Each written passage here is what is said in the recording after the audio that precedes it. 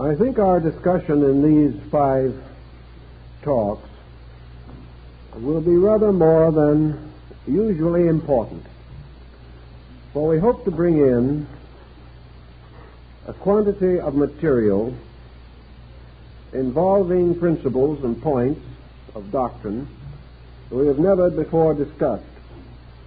And as a beginning, I would like to lay certain foundations. In the first place, however, we must bear in mind that it is very easy in an obscure area to fall into opinion or to interpret somewhat more broadly than the facts justify, especially if we work from some basic conviction of our own.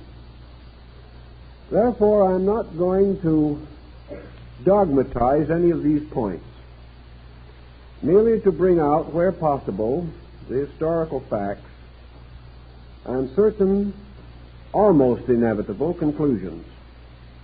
Each person, however, should weigh these almost inevitable remarks with the same criticism and judgment that they would use in evaluating any body of evidence or circumstantial record. I want to deal first with 2 very interesting and unusual centuries. That 200-year period from approximately 100 B.C. to 100 A.D. The more we become interested in comparative religion, the more we realize that this particular period has interest and importance in widely scattered areas of human culture. Of course, in the midst of this period, the Western world received the impact of Christianity.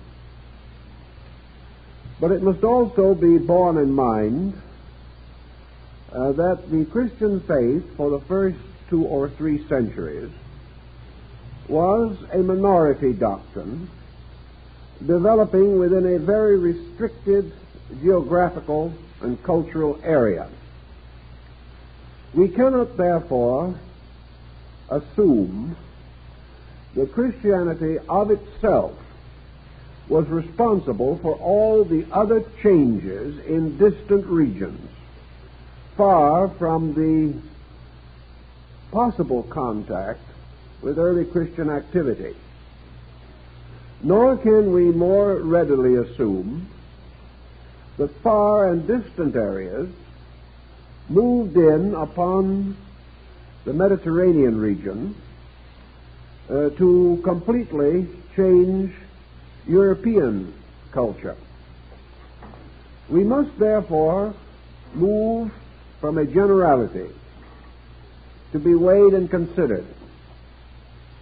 We know that about 600 years before the beginning of the Christian era, a group of extraordinary religious and philosophical leaders arose within the space of 100 years. Many of these men were contemporaries, and each left an indelible mark upon the culture of his own time and the area in which he lived. China received Confucius and Lao Tzu, who were contemporaries, although Lao Tzu was the elder man. During the very lifetime of these men, India received Buddha, another of the great teachers of the world. We have the suspicion that there was a marked renaissance of Persian culture about this time, perhaps under the last of the Zoroasters, who, it is said, Pythagoras of Samos was personally acquainted with. In Greece it was Pythagoras who established the foundations of the great age of philosophy, which may well be termed the golden age of Greek learning. Here were a variety of impulses bestowed almost simultaneously in different parts of the world. From this period, there moves a cycle of approximately 600 years. Let us say between 500 and 600. In each case, within its own area, these foundations, laid in the 6th century B.C., began to mature and evolve and develop systems of thought. We know what happened in Greece and how the Platonic philosophy rose definitely from the Pythagorean theory. We also realize that Pythagoreanism and Platonism became the dominant Mediterranean philosophies and attained this distinction between the 4th century B.C. and the 1st century B.C. We also realize that in China, the peculiar nature of Confucianism caused it to remain a very steady and comparatively unchanging structure. Confucianism was almost totally an ethical conviction, and it could scarcely be changed or outlawed any more than we could actually change the Golden Rule. Its very structure did not permit it to become much involved in any religious or abstract formula.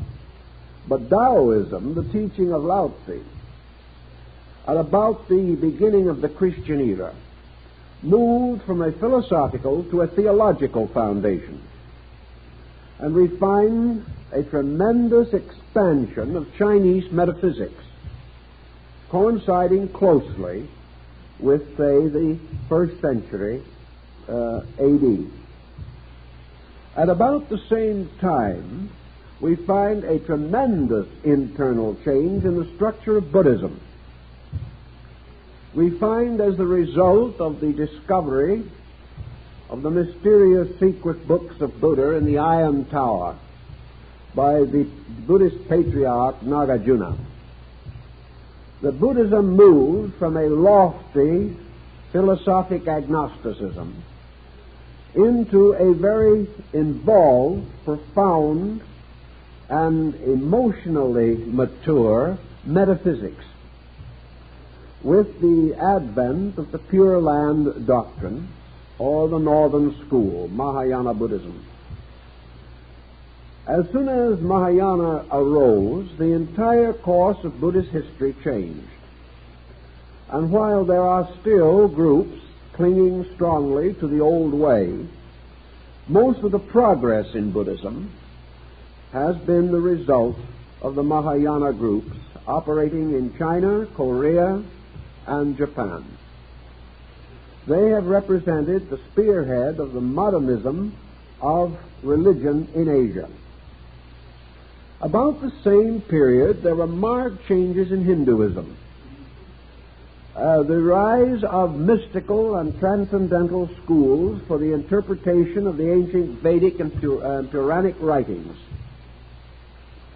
This change was also an enlargement into mysticism, a tremendous growth of metaphysical speculation, and the development of systems of meditation and various types of mystical experience doctrines, which were to play an important part in Asiatic culture.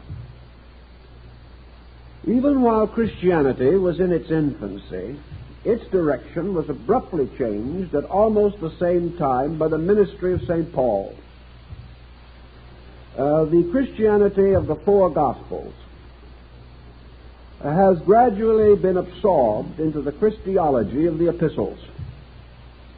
And St. Paul stands forth as the person who transformed the moral code of Jesus into a highly transcendental, universal doctrine of regeneration and redemption. Similar changes were occurring in Persian metaphysics. And we find the roots appearing also in Greek speculation.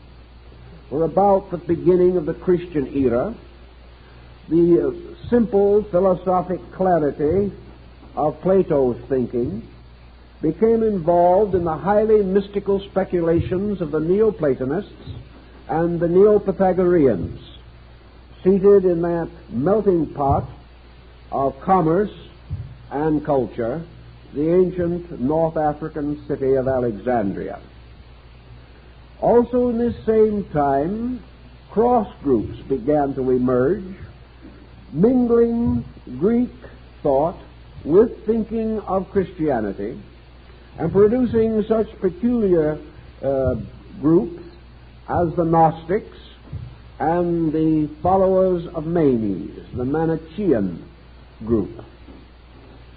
In all of these instances, one simple point stands out: the gradual transformation of older doctrines into highly mystical revelations. Revelations that had one essential purpose behind them, and that was to change the concept of the transcendence of deity to the concept of the immanence of deity.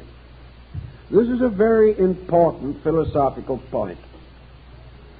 The mysterious God of old, or the godlings of ancient times, living in their remote Olympian or Samurian heights, were a race of beings apart, inhabitants of heaven. But in this gradual change that took place, deity was transformed into an eternal power, everywhere present, always invisible, beyond definition, yet immediately available through certain transcendent achievements of human consciousness. We know that this change marked not only the shift in the psychological integration of the Mediterranean region, but that it swept across the world. There are even vestiges of this change occurring in the Western Hemisphere among the primitive peoples, perhaps not so primitive peoples, of Central America. We find a gradual tendency to associate the rise of religious mysticism among the Mayas at a time approximating the beginning of the Christian era. This phenomenon was so remarkable that Lord Kingsborough, one of the greatest 19th century authorities on Central American culture, felt that it was almost certain that the mysterious deity Quetzalcoatl, the feathered serpent, who came so strangely to Mexico, must have been one of the original apostles. In other words, there seemed no other way of explaining this, because there was no common communication between these peoples. Yet at almost one time, they all came to an almost identical conclusion, changed their entire religious course, and transformed the structure of religion from its archaic form to the type of religious understanding which we share and enjoy today. Now, this obviously opens a very large area of speculation. There are many possible explanations, some rather impossible, which have still held a measure of favor.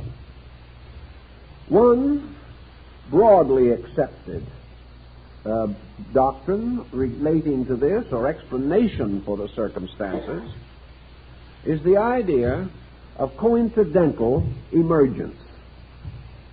We have parallels of this in simpler ways. We frequently hear, for example, of an invention that has been offered to the world. And it is not uncommon that the same invention shall appear in different places at the same time. several persons coming to almost identical conclusions and at almost the identical moment. Therefore, the coincidence concept is not quite as loose as might first appear, for it is based upon the assumption that time is measured by a series of events, and that whenever a culture or a group of persons or a civilization passes through certain experiences, there are corresponding innovations in that culture, changes in its doctrines and beliefs. Perhaps the interval of 600 years between the advent of the great teachers and the beginning of the Christian era brought several nations or several culture groups to almost the same psychological platform. And there was no direction in which they could go except that direction which is most natural and common to human nature. Another explanation, which requires perhaps a little more investigation, is the concept that these changes were tied together, that actually there was greater commerce between these ancient cultures than we at this time assume to have existed. That it is quite possible that by the beginning of the Christian era, a degree of world thought had been established, particularly along the caravan routes. And it is interesting that most of these innovations rose in regions along the caravan lines between Europe and Asia. Therefore, it is conceivable that Asiatics did visit Western centers of learning. It is also quite possible that more Europeans visited Asia than we now realize. We know that Pythagoras was able in the 6th century B.C. to reach India. We know that the armies of Alexander the Great penetrated Asia. We do not know just how largely these motions contributed to world ideas. But one thing we can generally regard as undeniable, that the world of cultured, civilized nations came to about the same ideas at almost the same time. Of course, to the devout transcendentalist or metaphysician, there is no problem at all. All these things are handled by invisible forces beyond human comprehension. We do not deny such a possibility, but we also like to see, if possible, some more simple and explainable procedure. These transcendental solutions belong to the divine emergencies, and I would rather see first if we cannot find some common ground for assuming that these changes were made by at least partially natural means. And I think we can rather well establish this. Now, you may wonder why all this has a bearing upon the Cabala and the doctrines of the early Jewish peoples. The importance lies in this very circumstance, namely, that Kabbalism is perhaps the broadest term that we have for Jewish transcendentalism. Kabbalism is to the old Orthodox Jewish belief almost in the same relationship as Mahayana Buddhism to primitive Buddhism in India, or the theological Taoism to the primitive absolutism of Lao Tzu. In each instance, we see the arising of a new point of view. And in the case of the Kabbalists, this presents a semi-Western face for our examination. It is a rather compact package. It involves a limited group of persons, yet it is wonderfully symbolical of the entire world procedure. Not only are we concerned with these extraordinary coincidences and the timing, but we are also somewhat concerned with the internal symbolism of the various revelations that arose in a half a dozen areas of world culture at the same time. In the symbolism, we also seem to sense a relatedness. The symbolism would almost suggest that a number of people had read the same book or had become aware of the same basic facts or had attained to the same basic conviction and had then unfolded this illumination in terms familiar to their own people or in terms at least partly acceptable to the entrenched traditionalism of the areas in which they existed. Well, we must realize that all of these groups were opposed as they rose. They all passed through certain persecutions. They created resentments. They were declared to be heretical by someone. And perhaps it was this very persecution that gave to each of them the strong substance of survival. For we know things under persecution develop a tremendous strength and an integration that can never be found in more fortunate environments.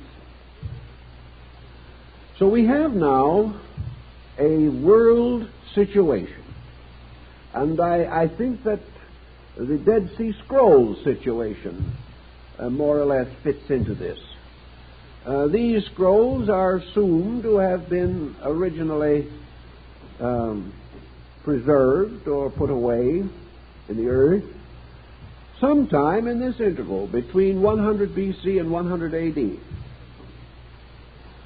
We also have to remember that in these scrolls there are strong indications of a heterodox attitude arising among Jewish mystical sects.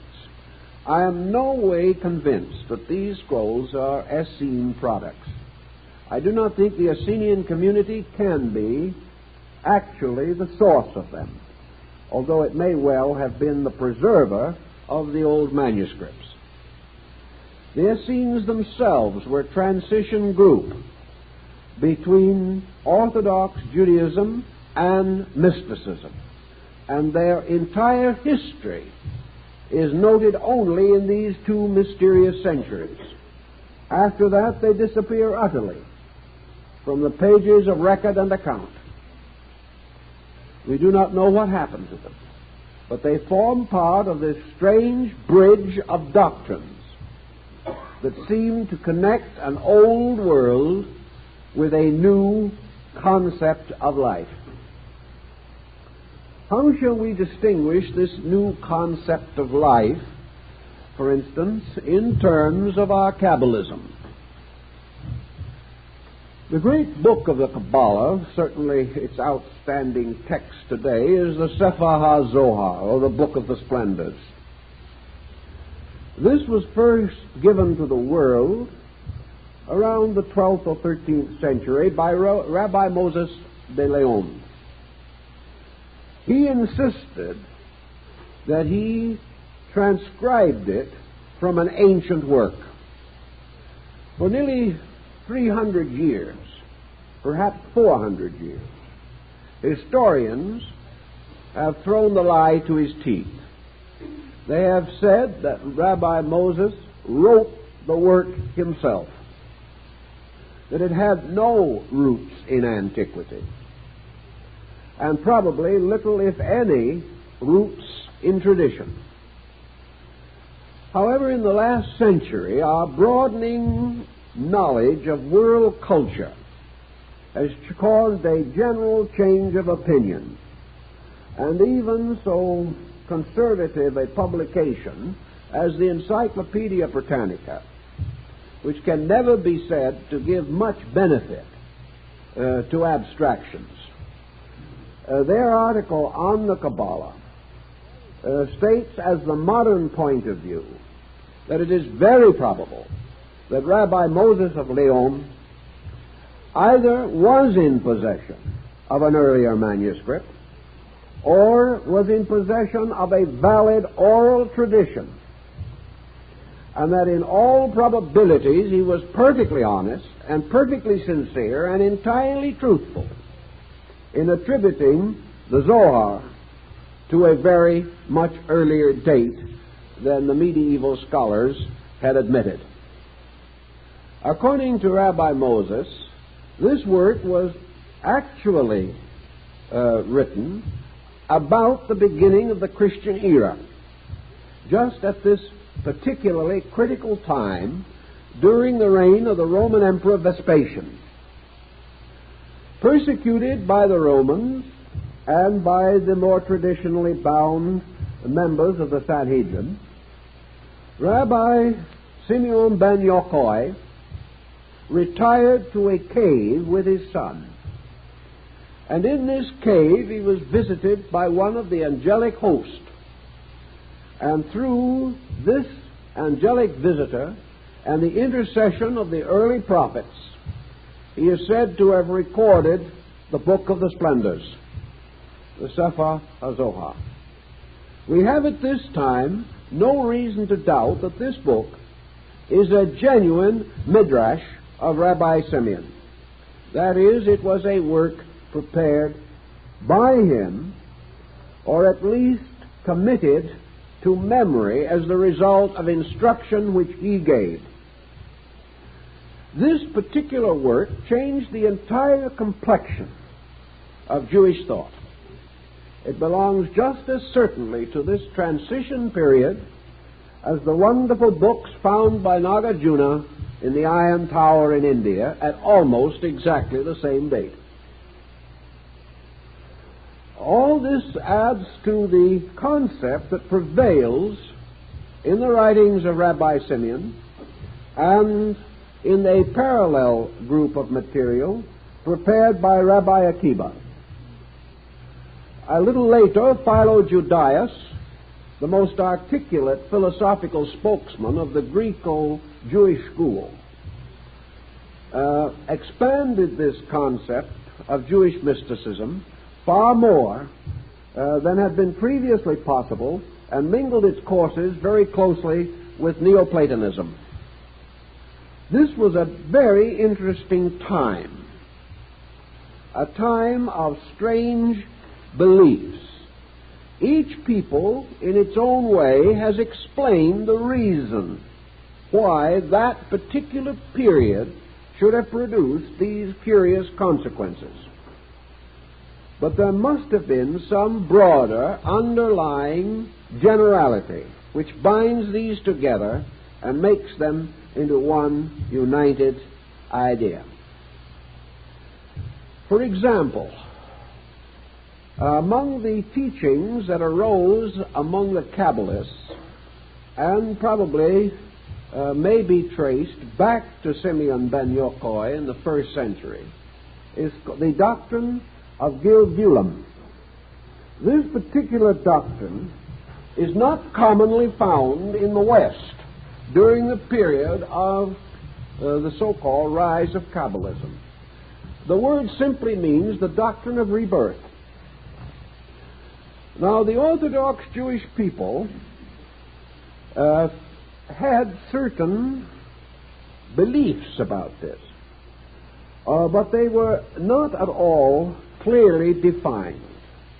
It is held that the Pharisees did hold this doctrine in some estimation, and certain sects also regarded it highly. But with the rise of Kabbalism, it burst upon the philosophic mind of Europe. Now, here's one of the points which I think we are mentioning perhaps for the first time, and that is the descent of the doctrine of rebirth in Europe from the fall of the Greek schools to the rise of modern knowledge. This doctrine was perpetuated in Europe. It was perpetuated not only by Jewish Kabbalists, but by Christian Kabbalists. And there was a thin thread of this belief, even in the Dark Ages, and in the period of the Renaissance, and down through the dawn of the modern way of thinking, with its indebtedness to Galileo, Harvey, Descartes, and other dawn thinkers of our modern generation. So this teaching suddenly flares up among the Jewish mystics. Why? How is it that a doctrine which had so little sympathy from their Christian neighbors and so little support from the Torah should have been developed in such exquisite detail in the Sefer HaZohar? This book was widely read and was widely influential among the literary-minded Jewish people. It attacked many principles of Orthodox Jewry. It did not permit much of the psychological pattern that has always dominated Jewish personal and family life. It violated, in many respects, at least the prevalent interpretations of the Torah and the Mosaic Code. Yet it flourished in Spain, in Italy, in France, and was held by a large number of scholarly believers all the way down through the reigns of the Medicis and the Borgias. It's almost incredible to assume that a whole series of these doctrines moving westward, doctrines which were essentially so close to the Asiatic pattern of life, could simply have come from nowhere or merely represented the speculations of single persons. Here we have another example of the development of traditions. These traditions bore very heavily upon the nature of the divine being at the root of life. And in the rise of the Zohar, we see the Jewish concept of deity undergoing marked changes. Changes which were later to profoundly influence the Christian faith. How did these changes arise, and where did they come from? Were they indigenous to Europe or the Near East, or did they come from far Asia? As time goes on, I believe the general tendency will be to suspect far Asia. I think we will gradually be forced by the development of more adequate records to recognize that religion is a common motion, and that it is like a river that may flow through one country but have its headwaters in another. And this diffusion of ideas was possible at the time with which we are most concerned.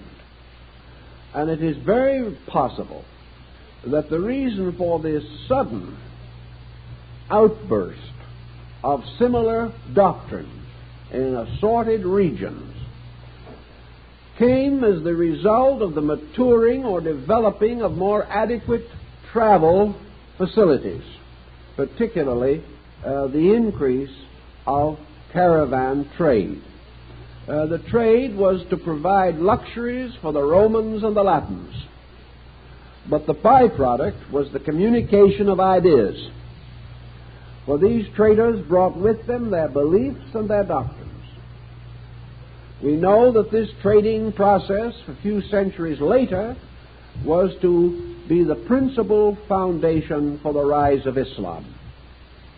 But for our present concern, I think the transformation of the nature of deity is the first matter to be considered.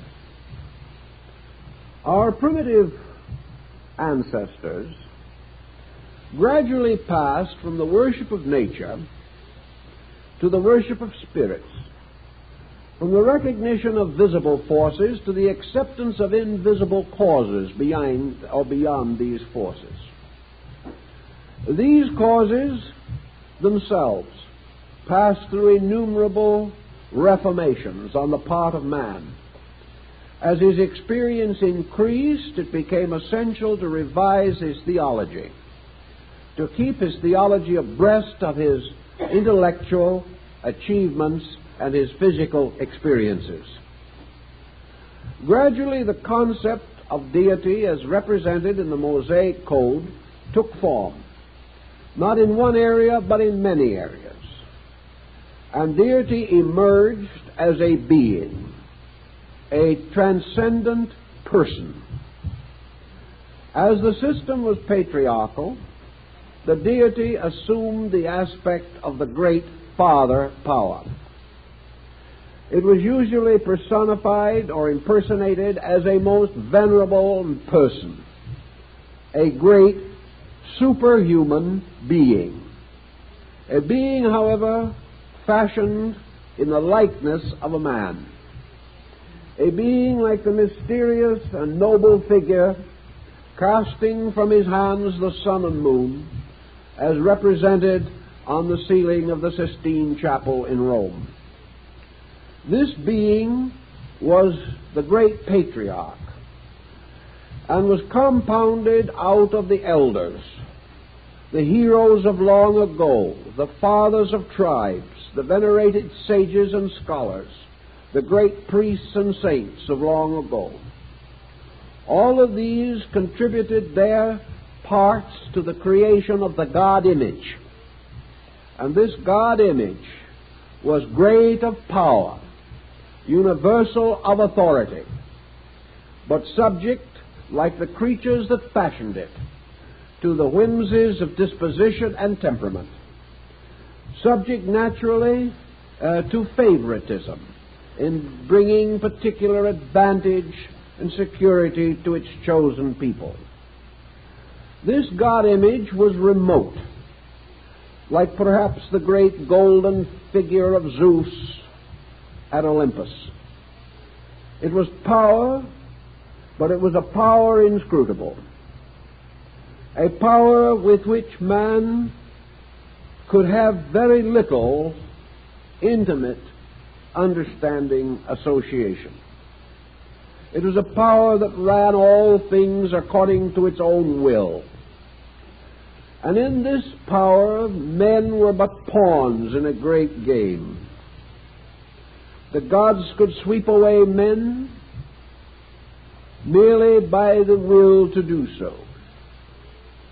And these gods lived in a heaven world or region far from the abode of men, even though, like ancient Odin, they occasionally seated themselves upon the throne of all-seeing and looked out upon the world to see that it was still in order. We find this kind of deity not only arising in the Near East, but having already arisen in other ancient regions as Egypt, India, and China. We find roots of it in the nature worship of Japan, Shinto. We see, therefore, God as the ancestor. We see God as the ancient one.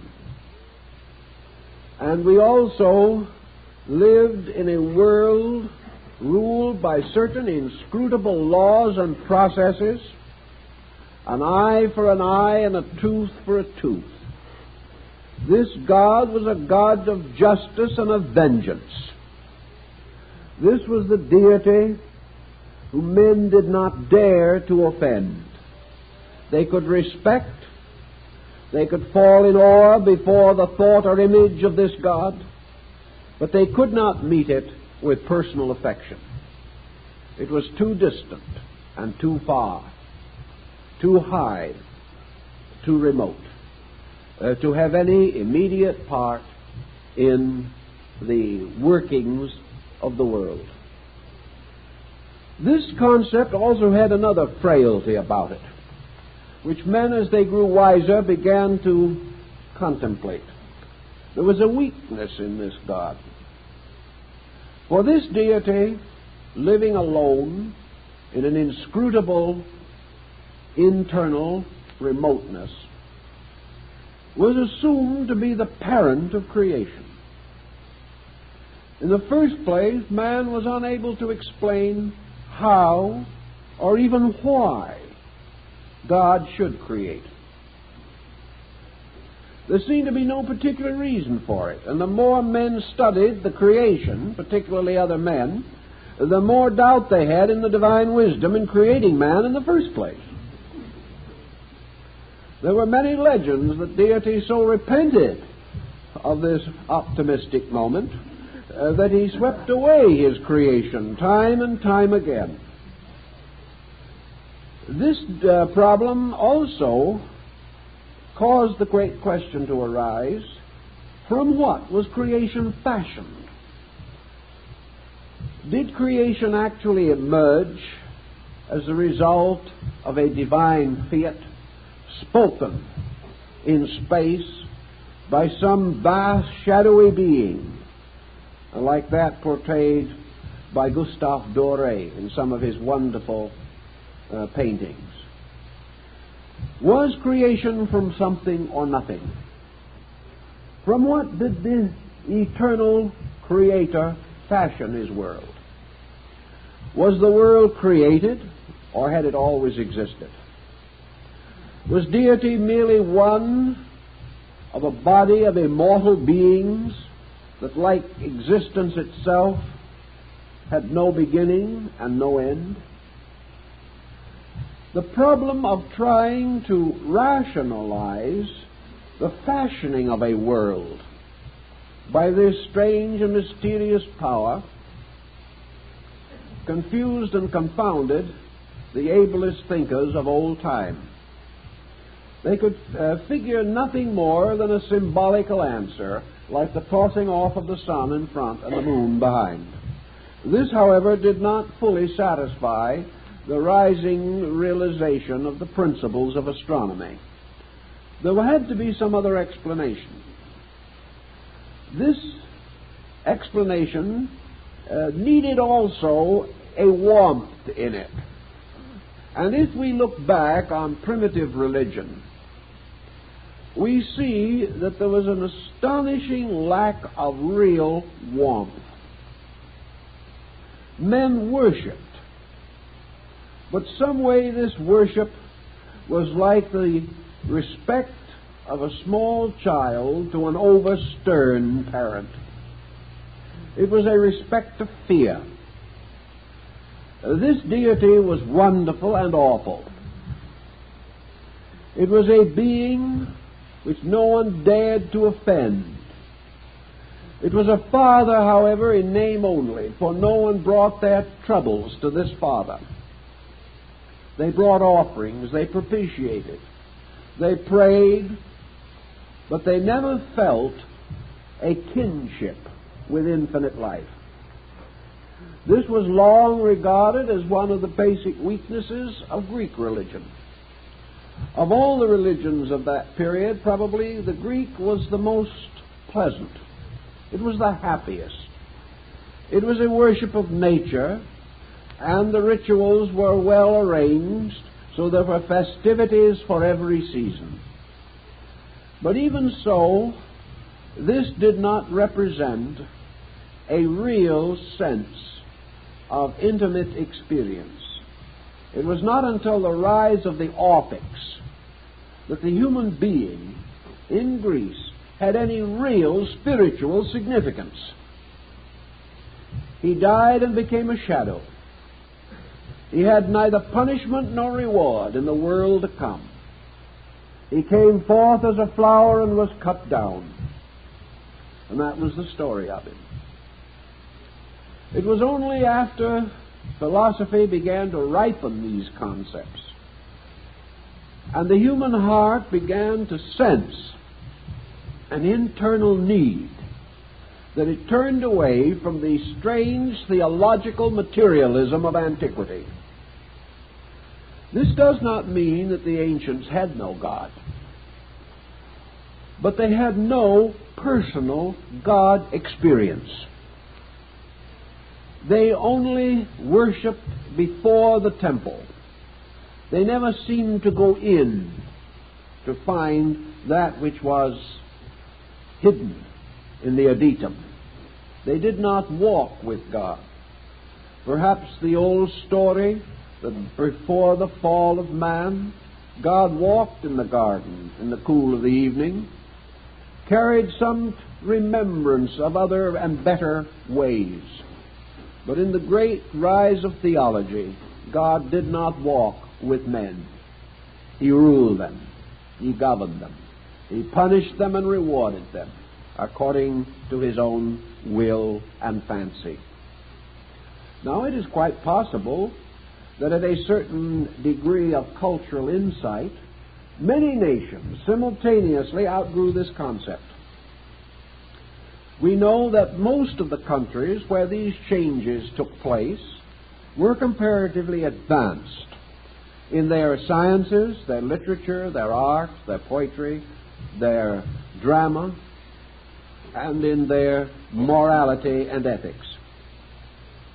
Regardless of this particular point, however, we know they all did come to this immediate sensing of a great and wonderful need.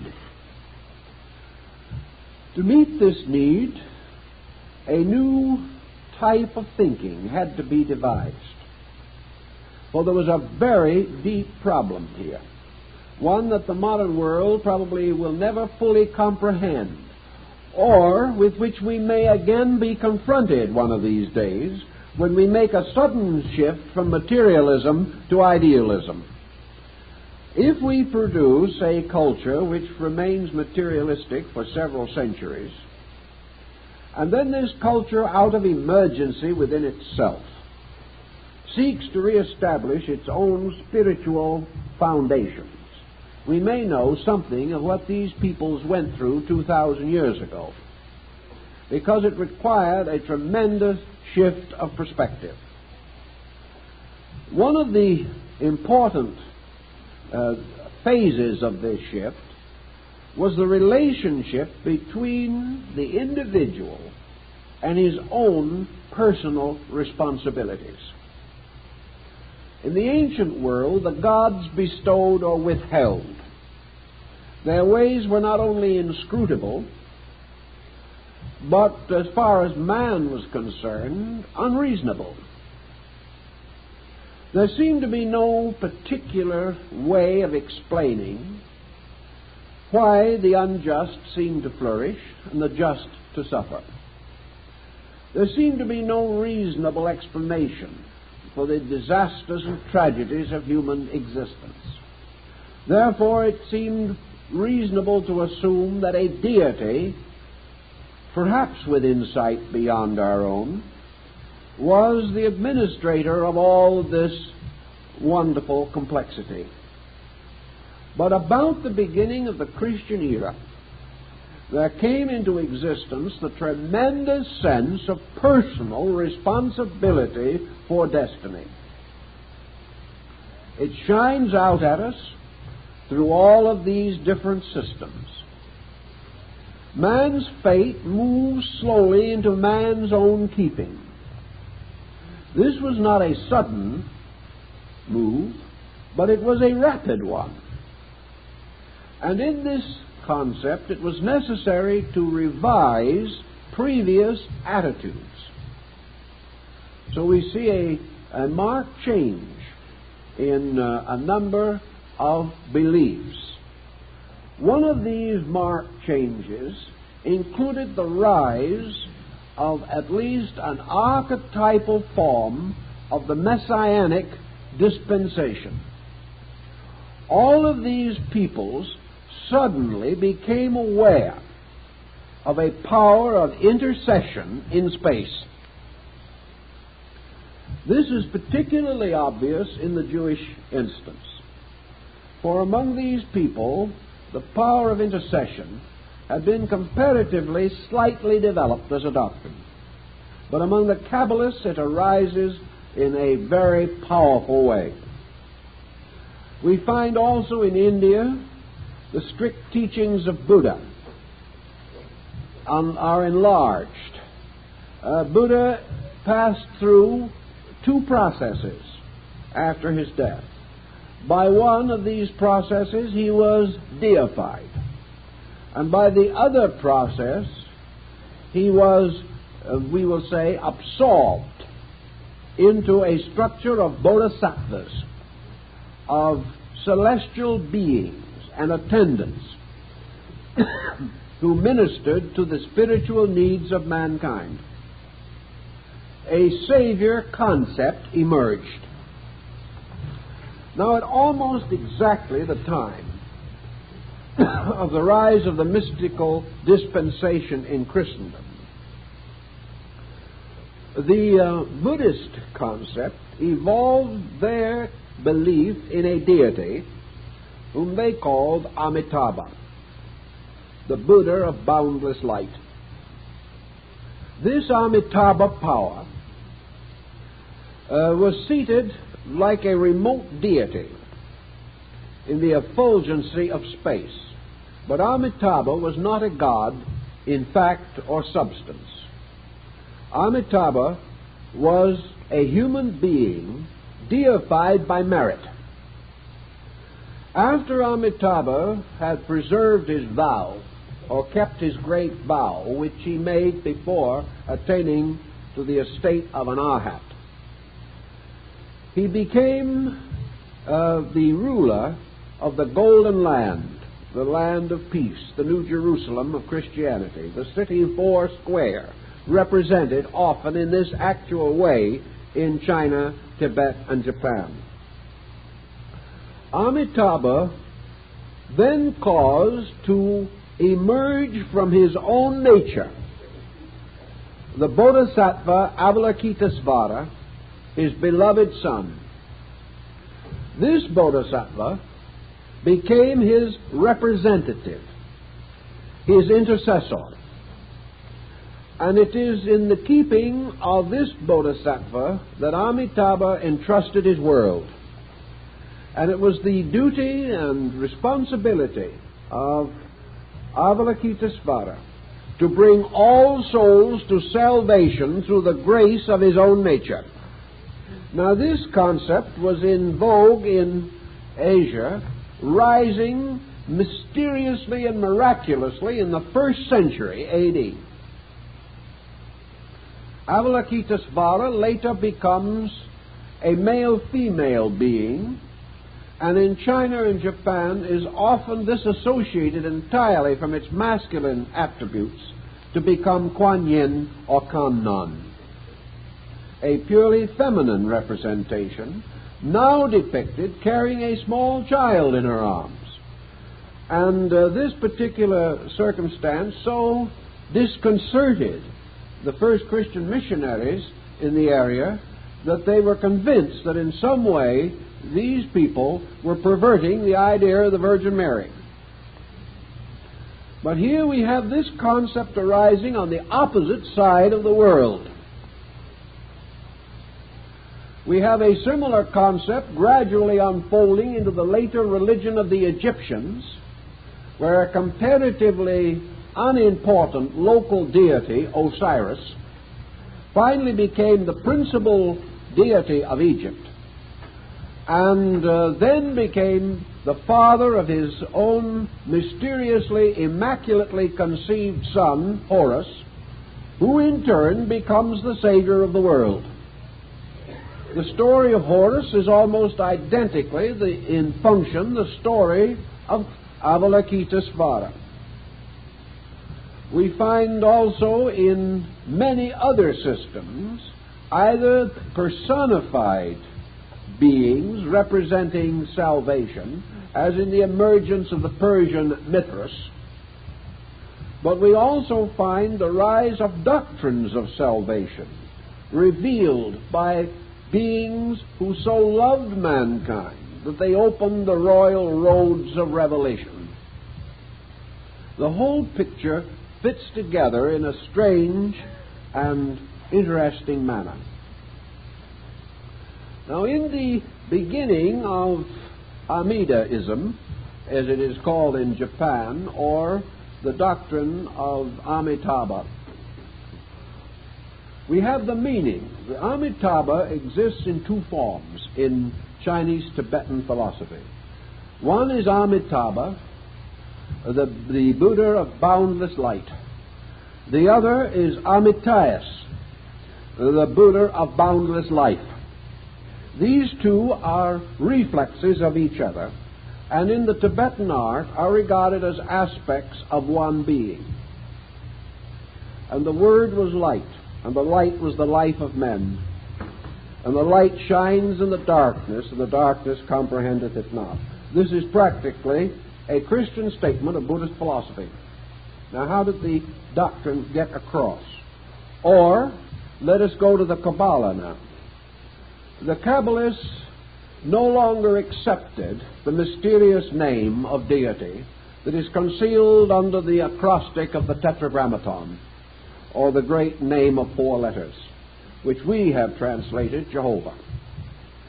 They declared that the mysterious power at the root of life, the Ancient of Days, that power which is eternal and immovable, is of a triadic nature, represented by three words: Ein, boundlessness. That is that which is foreverness of its own eternal nature. That which goes on without beginning or end. Representing an essence, a principle unchanging unto infinity. That never this power was born, that this power shall never die. But very much like the effort made by Aristotle to establish the causelessness of first cause, simply represents the fact that causation is itself eternal. That causation is both a motion and a substance, existing forever. This is almost identically the statement of Lao Tzu in describing the nature of Tao. And this was the same doctrine which at the beginning of the first century took over in China, at about the same period that we find it rising in North Africa, the Near East, and Southern Europe. Out of the nature of Ein comes Ein Sof. And Ein Sof is the boundless life. And out of the boundless life comes Ein Sofer in the ancient Cabala. And that is the boundless light. So being, life, and light constitute the basic triad of the Cabala. Being, life, and light constitute the basic triad of Mahayana Buddhism. There is no essential difference. There is only such difference as would be inevitably the result of translation from one language to another. So Buddhism no longer remained a doctrine of the world of illusion and the total reality of a nirvana beyond. It now became a world filled with being, life, and light. And this triad became gradually further exemplified out of the nature of Amitabha, by the rise of this triad consisting of Amitayas, Avalokitesvara, and Daisechi. The being.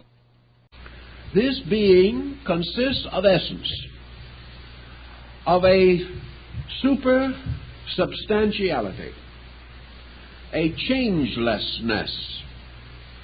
And this being exists in the innermost and the furthermost. It is diffused beyond dimension.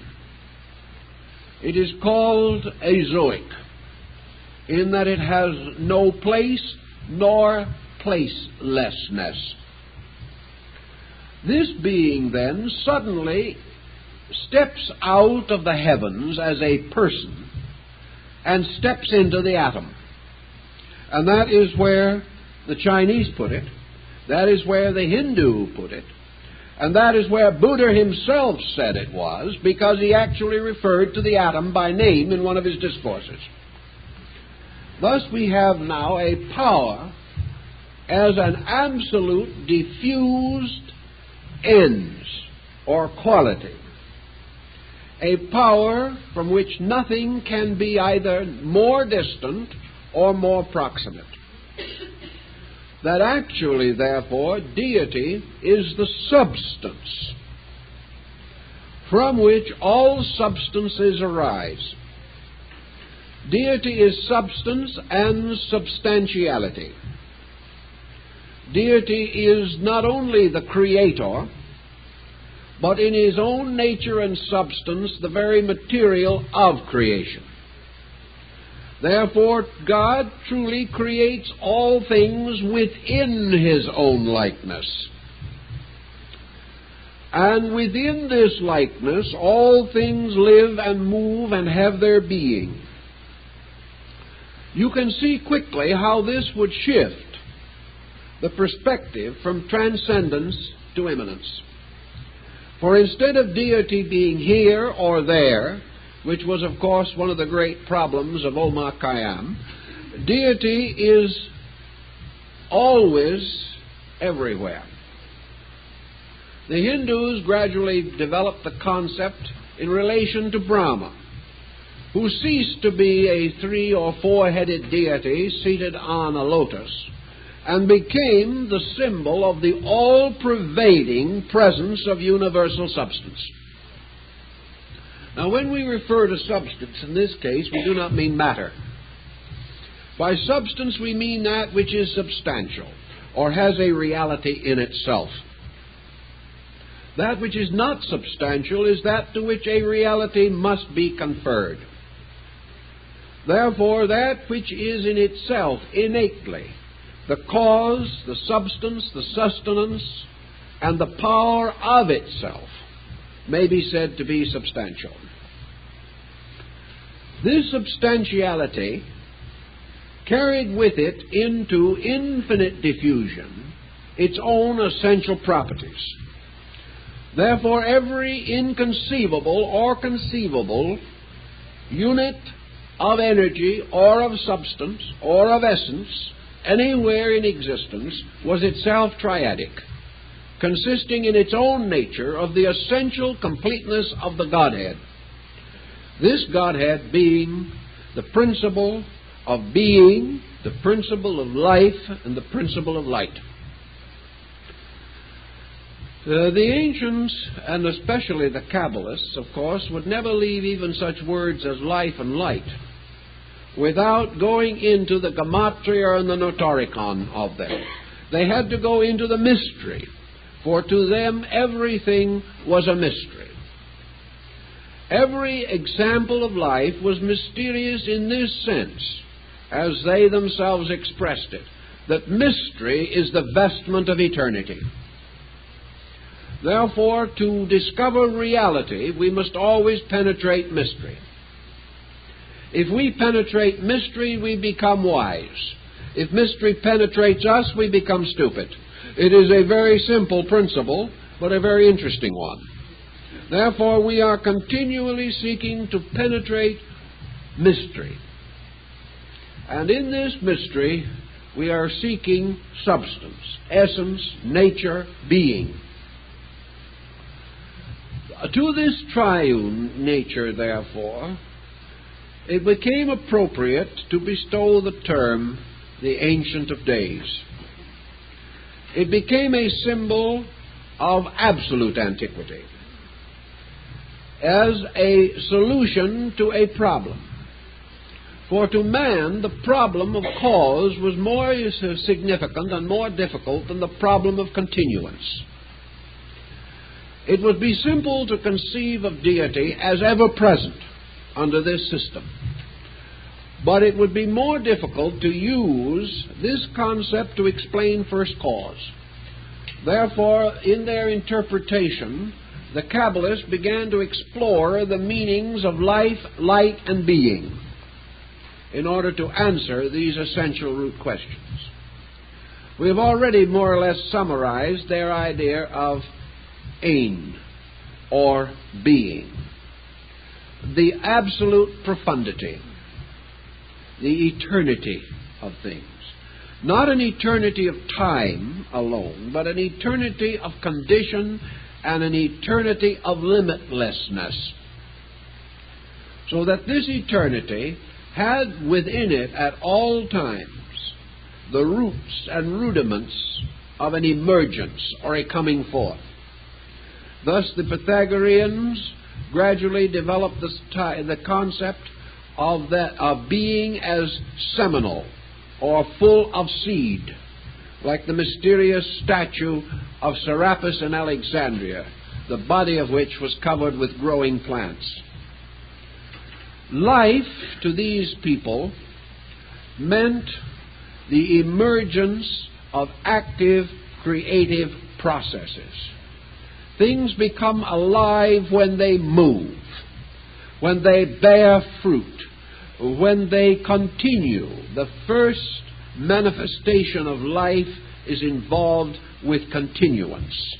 Therefore, absolute life is absolute continuance, which again relates to essence or total immortality. Life, therefore, is manifested as a continuing unfoldment of the divine nature within itself, from itself, and by means of its own power. Light to these ancient peoples carried more than the illumination of the sun or the separation between day and night.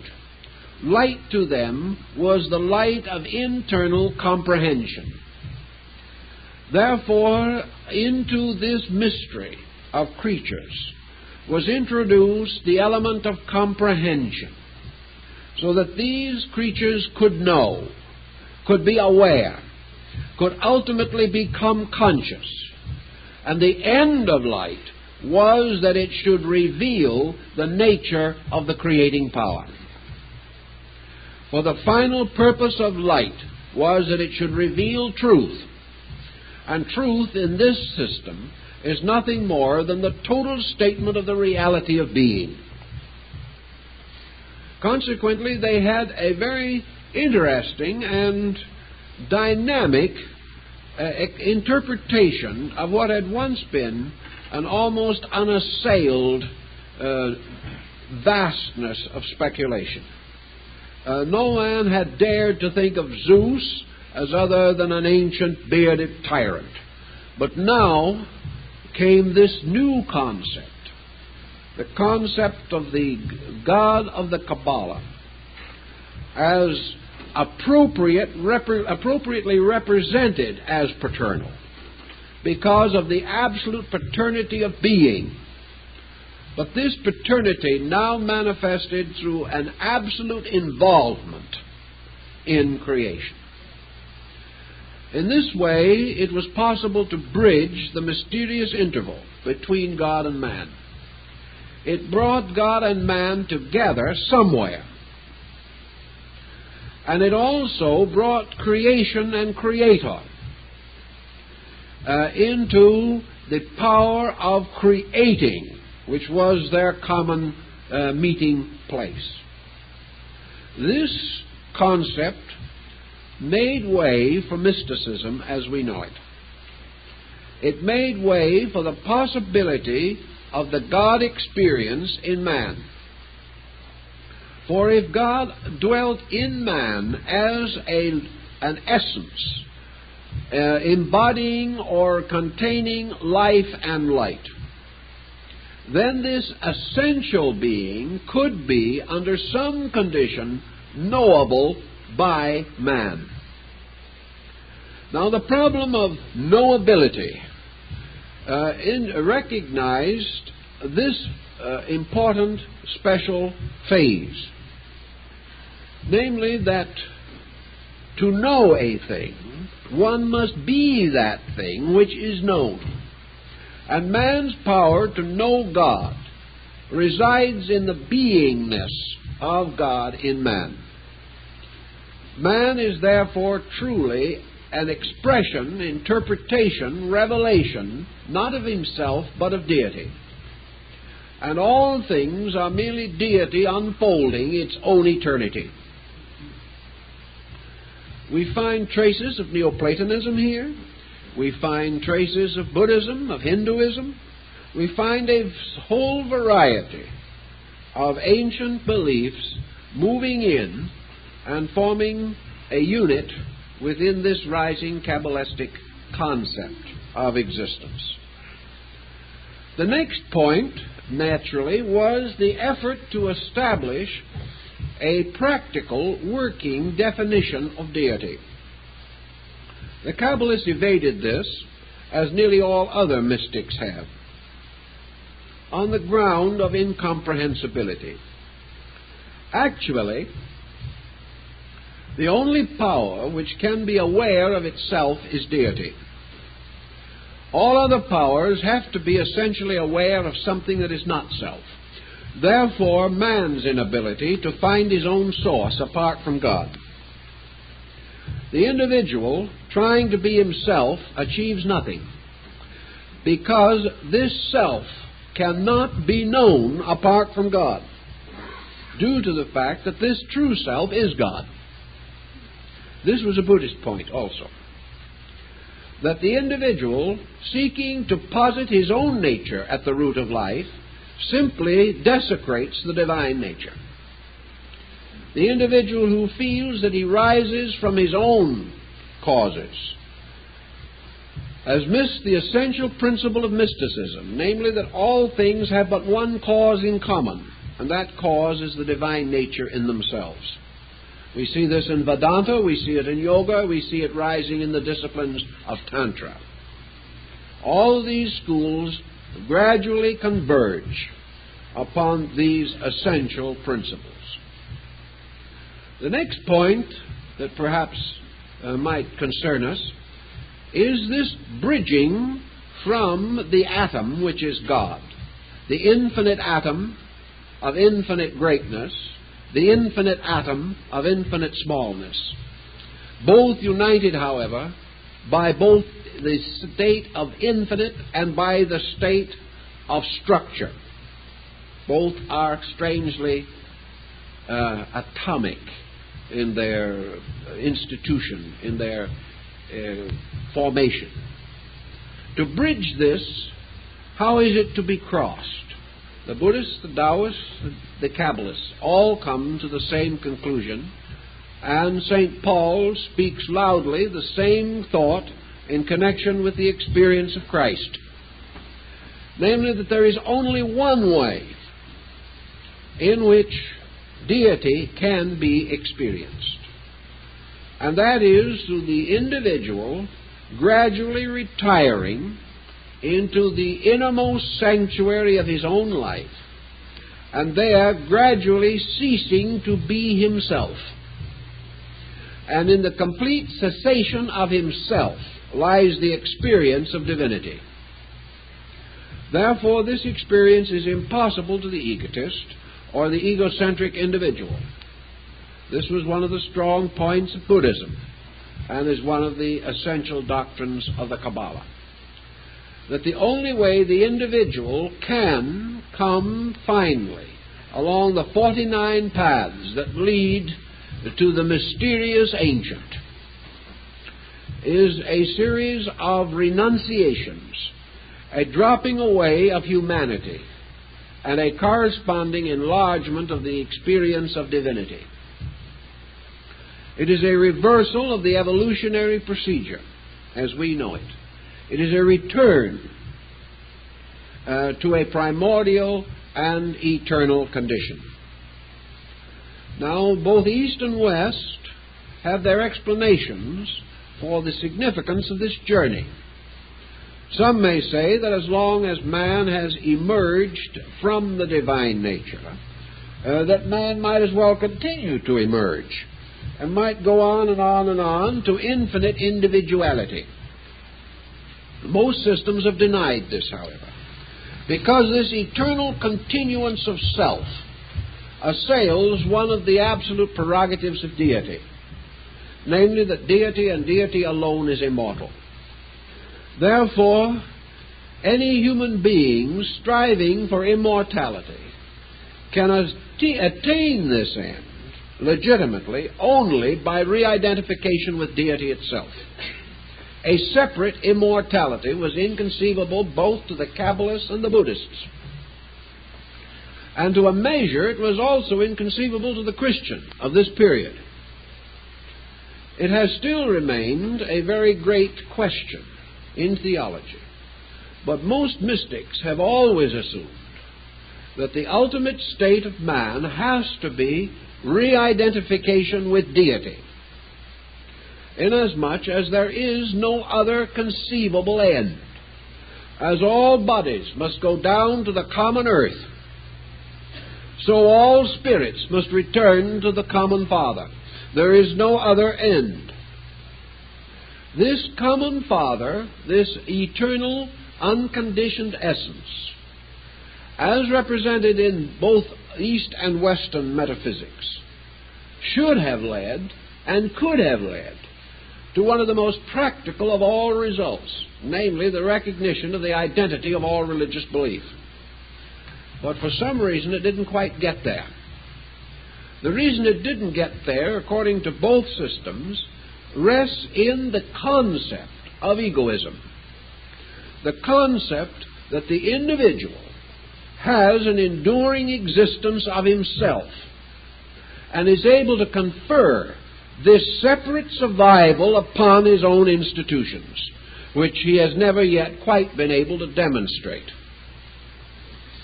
It is to the individualist, therefore, that the concept of a desirable individual destiny holds the greatest attraction.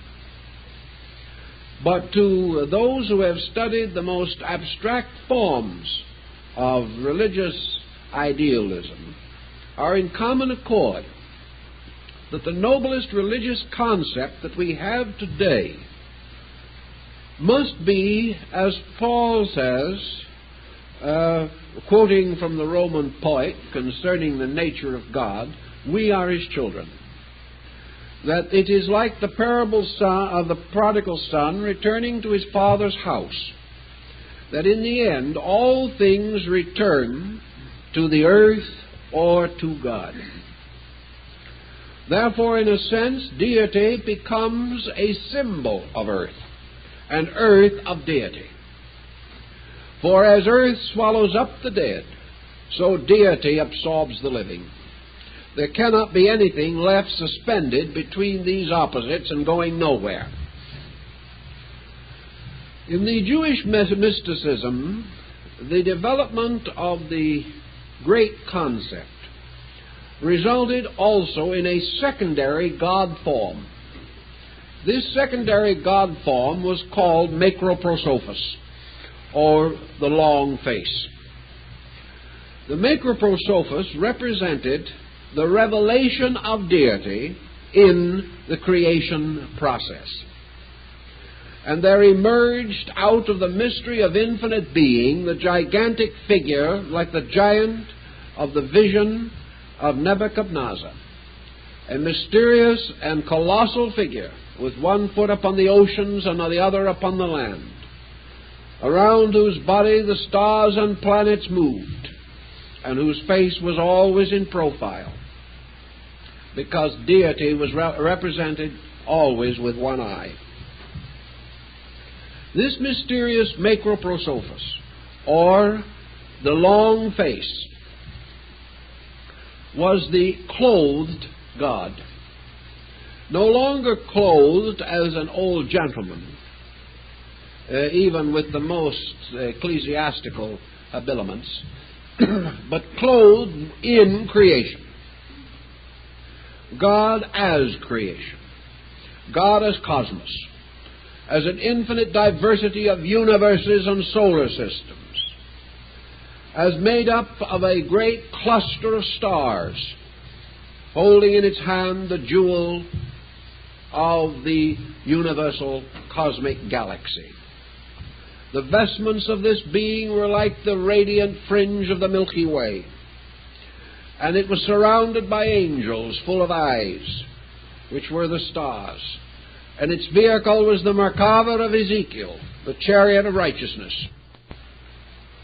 And in the midst of this great machinery of the universe sat the Ancient of the most ancients, the power at the root of all things, unchangeable and in its own visage unknowable. We now have Ein Sof, and Ein Sofer revealed through the great face with its threefold forked beard. The hairs of the beard being the streamers of energy moving from the three powers of the deity.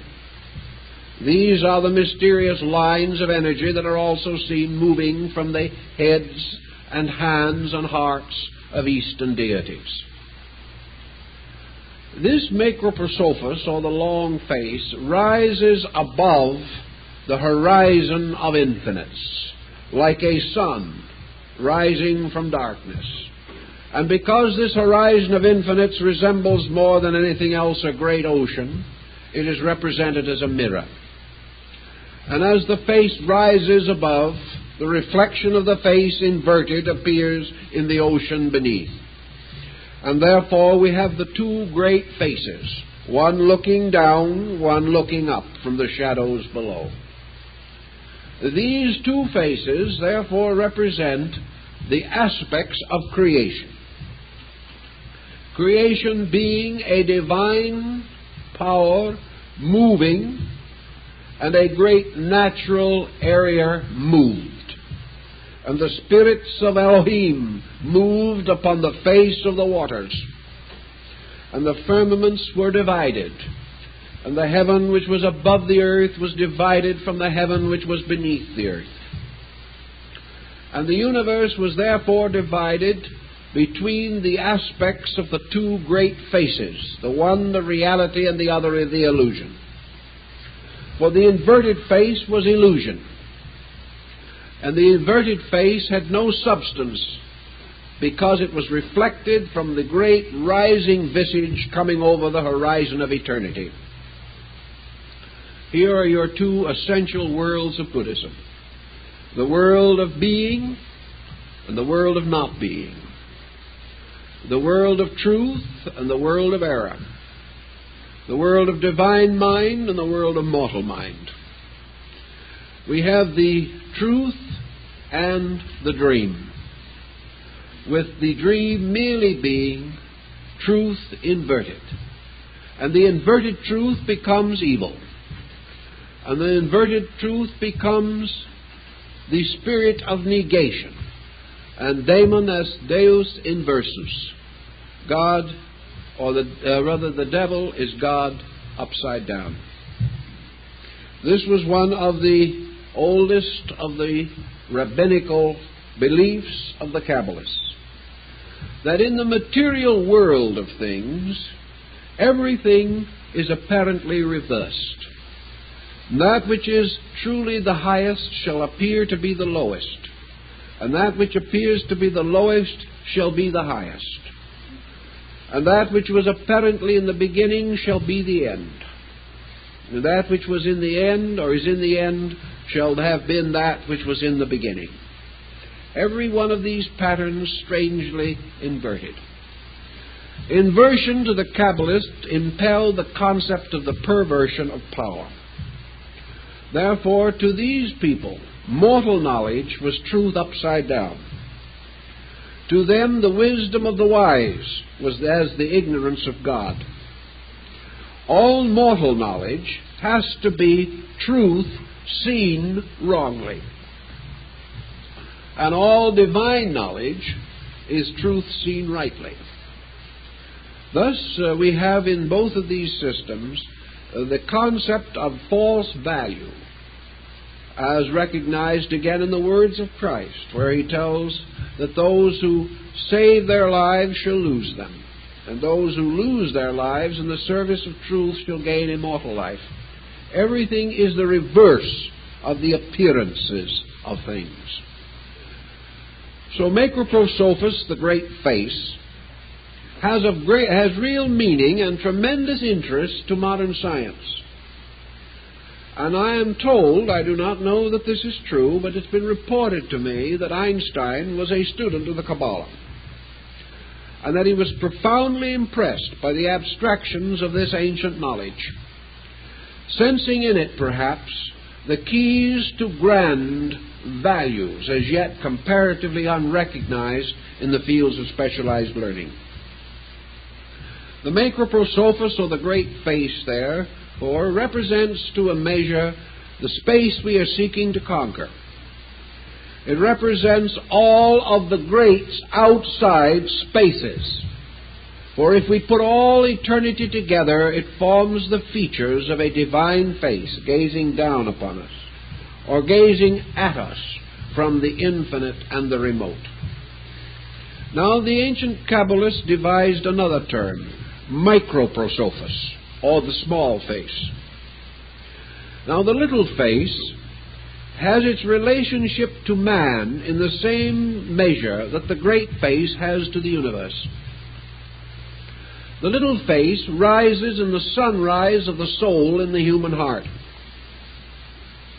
As it rises, it casts also its reflection upon the illusionary parts of man's nature, so that man, watching the sunrise of truth within his own nature, at the same time experiences the birth of error, again the inversion of the fact. And in this inversion comes also the perversion of purposes and principles. Buddha said, of course, that the primary perversion was the attempt to achieve externally in this world a degree of security that can only be attained internally. That man, therefore, seeking to perfect his outer world, was a slave of illusion, for that the primary purpose was the perfection of the inner world. Was it the intention of deity that man should perfect his outer life, then his outer life would by its own nature be stable, which is not the case. And the individual, having given 60 or 70 or 80 years to the advancement of his physical estate, finds that nature steps in and takes him away. Therefore, it becomes uncertain that the perfection of this state is his primary project. That this represents, to a measure, the inverted face, the face of things not in themselves true, but having a likeness of truth. This likeness being the most dangerous of errors, a falseness masquerading under a reasonable or attractive guise.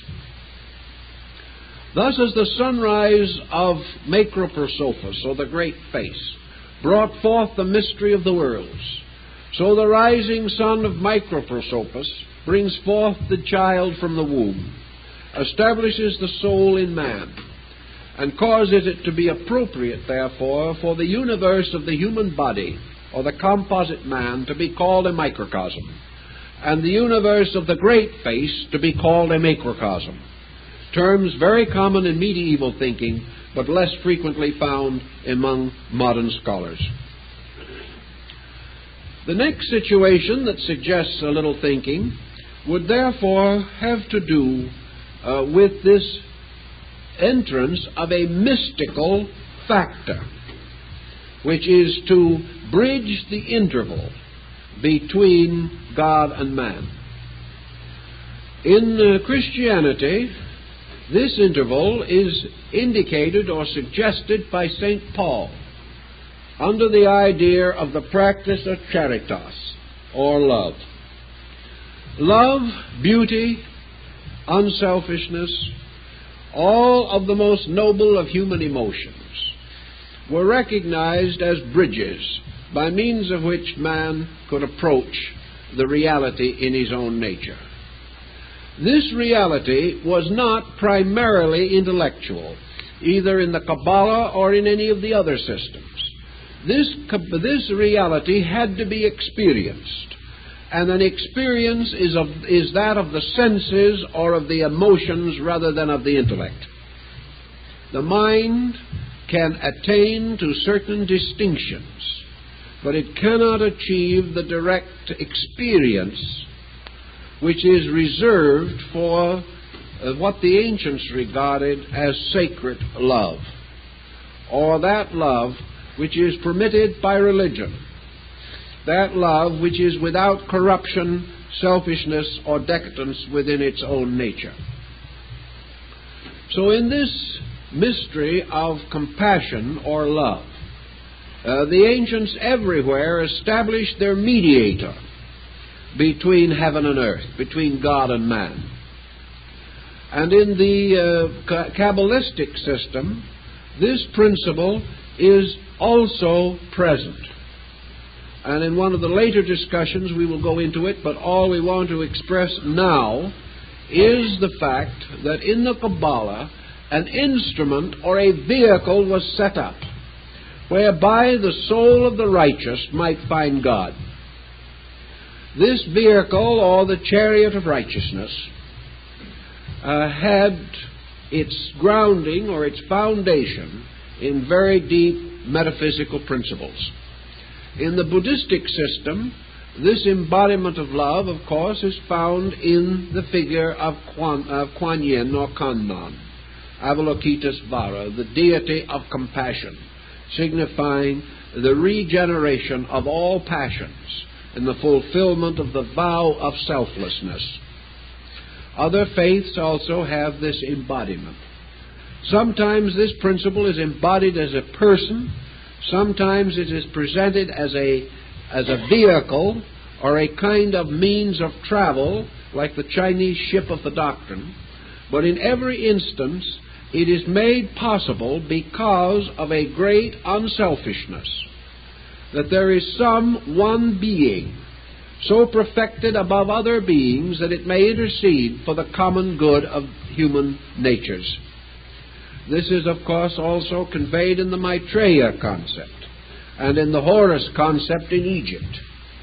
It is certainly the very soul of St. Paul's interpretation of the Christ ministry, and it is found in a slightly altered form, but equally valuable in the Kabbalistic story.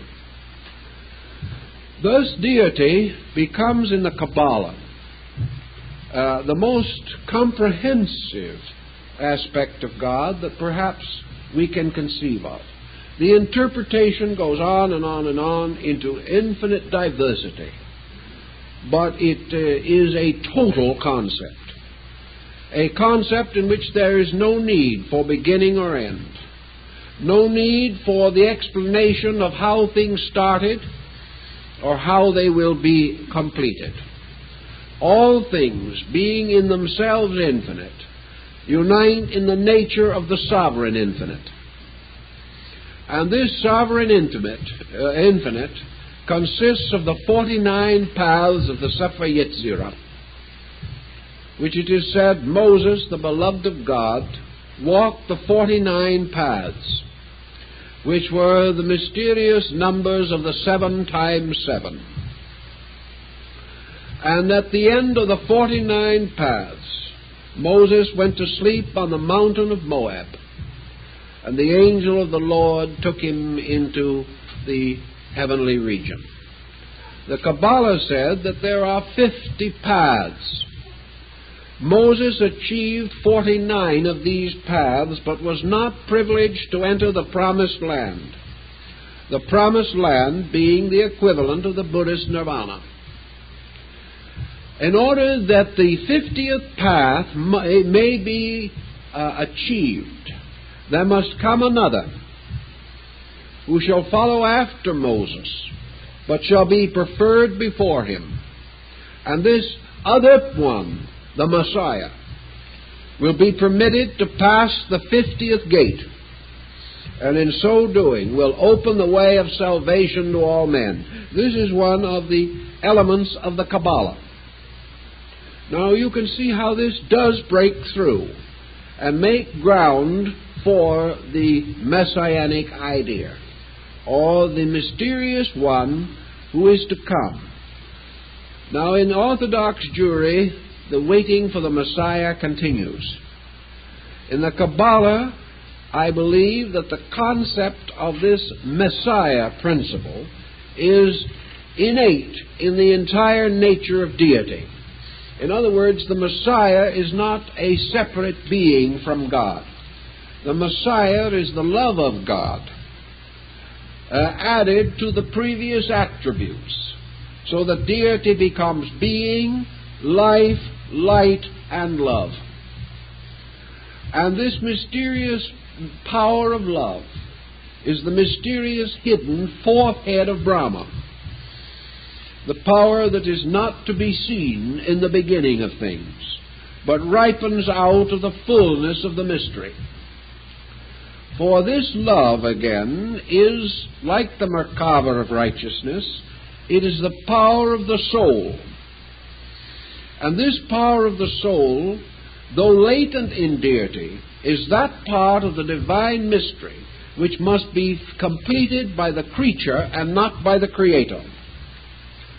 Therefore, in the process of enfolding life, in the process of growth, man experiences the rise of a new relationship with life. And as he matures, love is born as a soul in him. And it is this soul power in him which will ultimately be his Savior. And it is present in deity, or it could not be born in man. But its birth in man is a voluntary act. And the cultivation of this power is where determinism comes into what would otherwise appear to be a locked cycle of God's will. This determinism being the fact that man has the power, or will develop the power, to fashion from his own nature the very bridge upon which he must cross in order to reach the other shore of truth. The power of this bridge is the seed in him. It has always been present. But whereas nature will perfect his body and reason will perfect his mind, only man's own internal dedication will perfect the bridge, by means of which he crosses from one state to another. This is the ship of the doctrine that is formed from the body of the holy Bodhisattva. This is also the nave of the church, for the ancients regarded the ecclesia, or the church, as the ship of this salvation. And they therefore regarded it as the symbol of concord, a design set up by God to carry all souls to their ultimate reunion with deity. In this, then, the soul of man becomes something that is called the immortal mortal. It becomes like the hero gods of the ancient times. For this soul is something that has a birth in time, but a continuance in eternity. This is the only thing which is born but does not die. There is a belief, of course, that in a mysterious way it does die, but the soul power of it does endure and does continue. The identification by the Christian Kabbalists of the soul principle with the crucifixion of Christ is, I think, also worth noting, because in this case, Christ, representing the power of the soul, does die for the sin of the world, but is restored or resurrected in due time. This concept of soul, therefore, forming a bridge, permits another aspect to arise, namely the shadow bridge, or the bridge of the inverted face. For the soul, if perverted, becomes the angel of self-destruction. And the perverted soul becomes the bridge to Gehenna, the symbol of the bridge to limbo or destruction. Thus, upon our affections or our loves, according to the ancient peoples, we build the power to conceive the nature of God. And that which does not love cannot know God. And that which does not love its fellow man which it hath seen, how can it love its Father in heaven whom it hath not seen?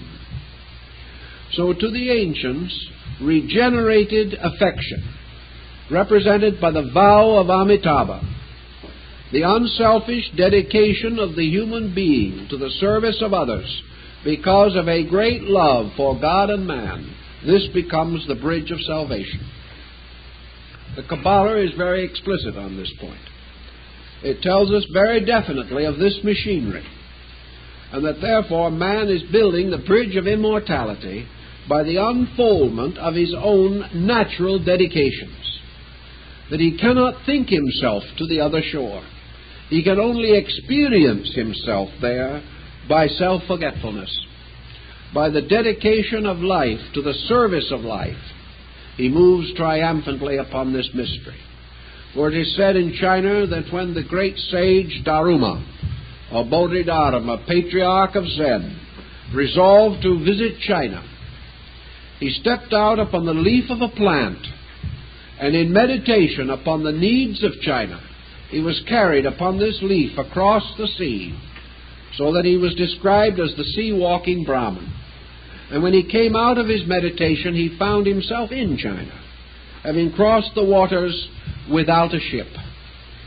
And this was because in his meditation he had asked that his life could be devoted to the unselfish purpose of making possible the improvement of the spiritual understanding of the Chinese and the instruction of these people in the mysteries of the true doctrine.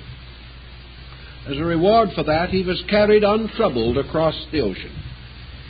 This is the same concept. In the idea of love, man crossed the ocean interval that divides this shore from the other shore, the mysterious river we all must cross in the old Christian hymn.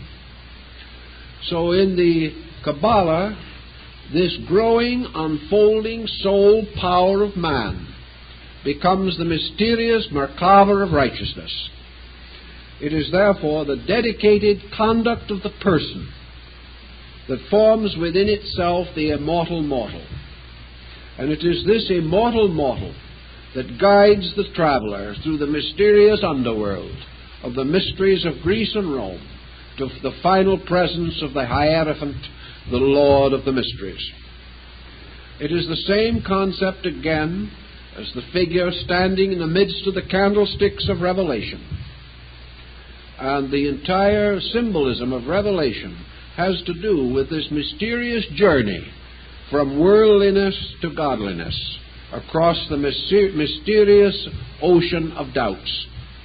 It is another wandering in the mystery lands of Dante's Inferno, the journey from ignorance to truth, carried or led by Virgil, and in this case Virgil representing the human soul, for Virgil was the poet, not the philosopher.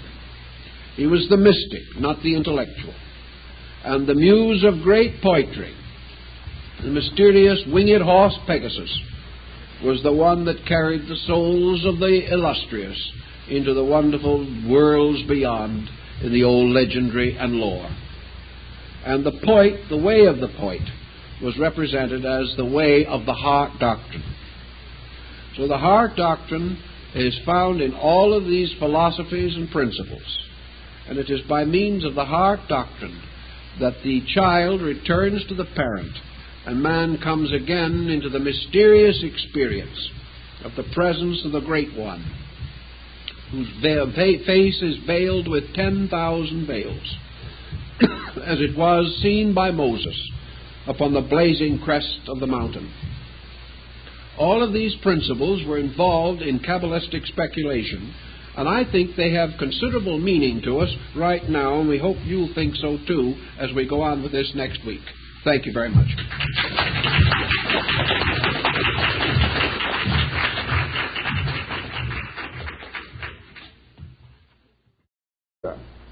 moved from a philosophical to a theological foundation. And we find a tremendous expansion of Chinese metaphysics, coinciding closely with, say, the 1st century A.D. At about the same time, we find a tremendous internal change in the structure of Buddhism.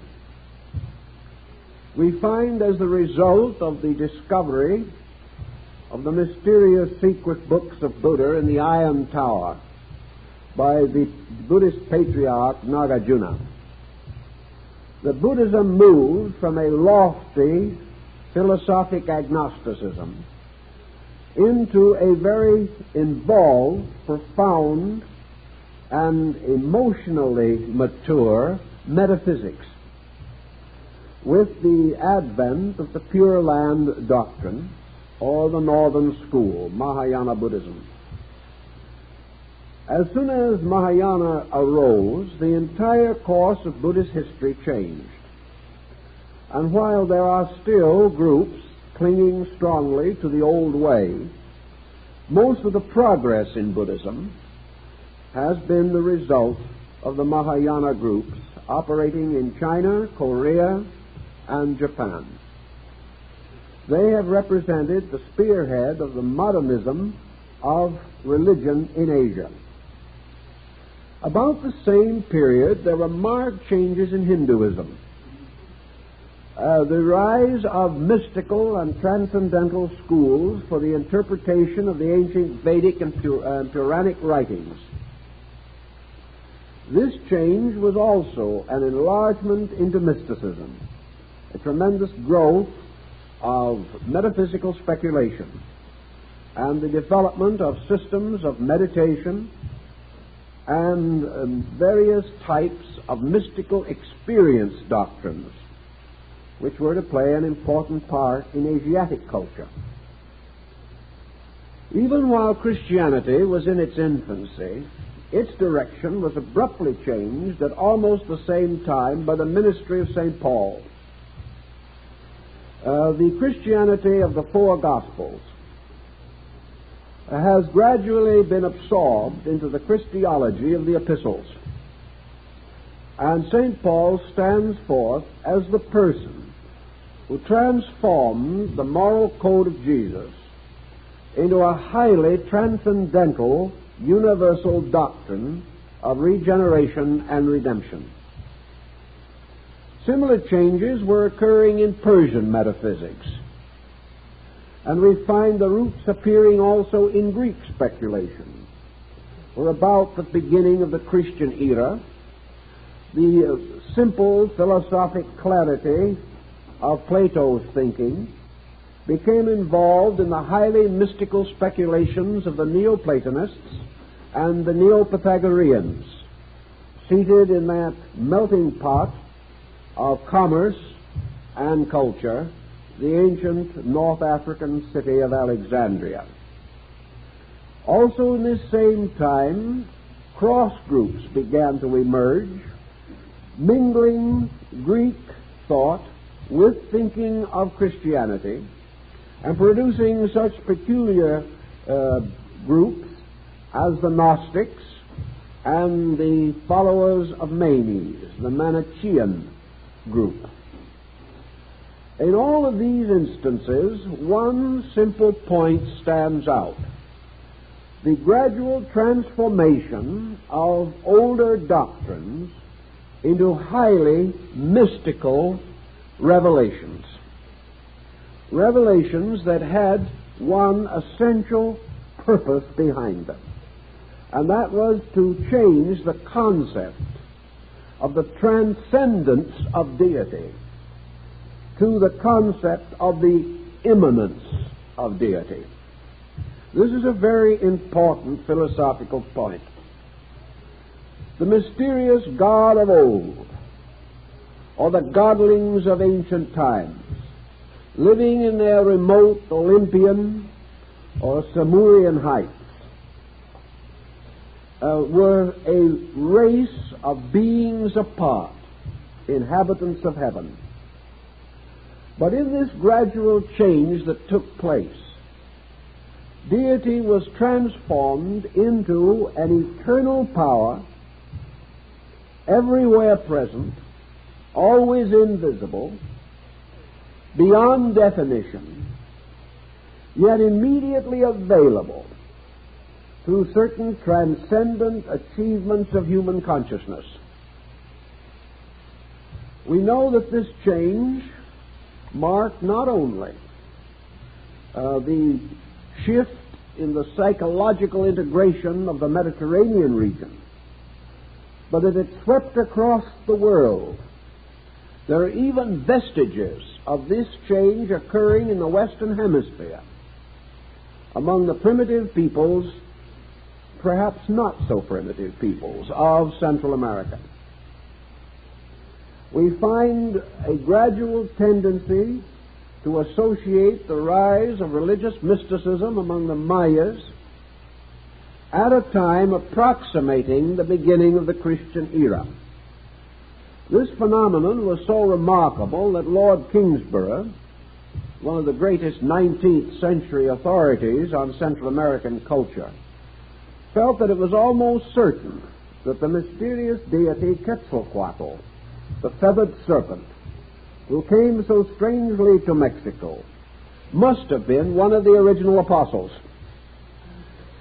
In other words, there seemed no other way of explaining this, because there was no common communication between these peoples.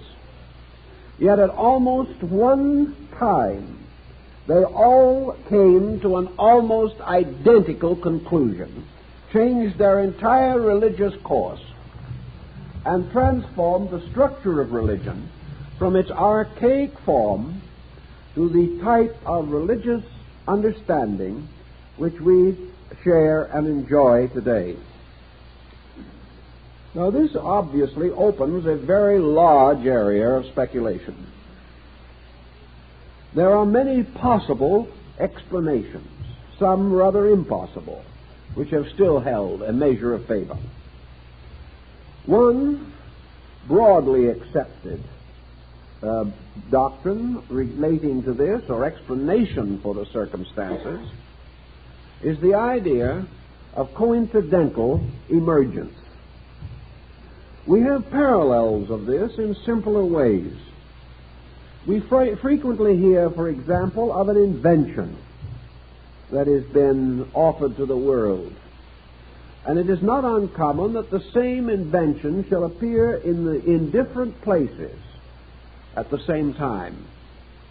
Several persons coming to almost identical conclusions and at almost the identical moment.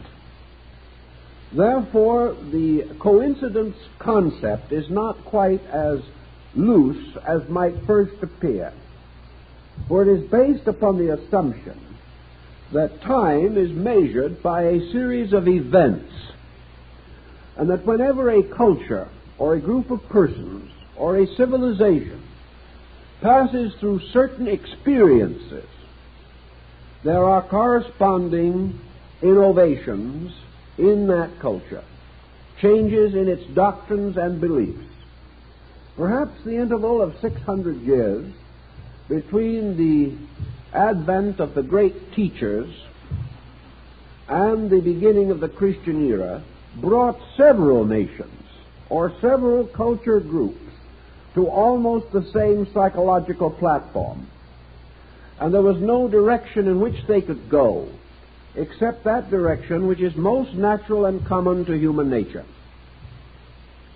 Another explanation, which requires perhaps a little more investigation, is the concept that these changes were tied together, that actually there was greater commerce between these ancient cultures than we at this time assume to have existed.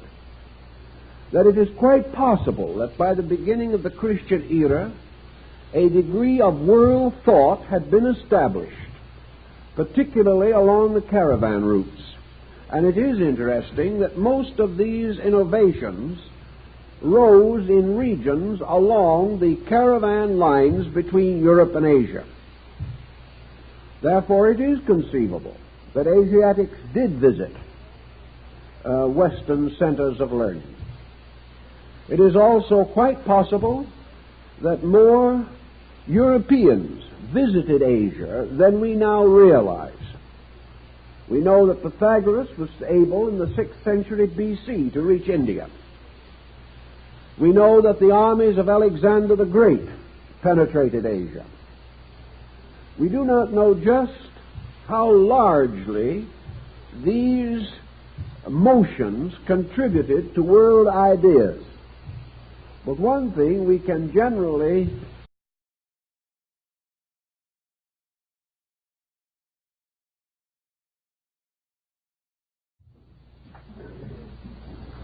I think our discussion in these 5 talks will be rather more than usually important, for we hope to bring in a quantity of material involving principles and points of doctrine that we have never before discussed.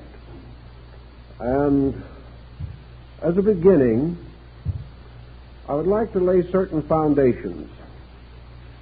In the first place, however, we must bear in mind that it is very easy in an obscure area to fall into opinion or to interpret somewhat more broadly than the facts justify, especially if we work from some basic conviction of our own. Therefore, I'm not going to dogmatize any of these points, merely to bring out, where possible, the historical facts and certain almost inevitable conclusions.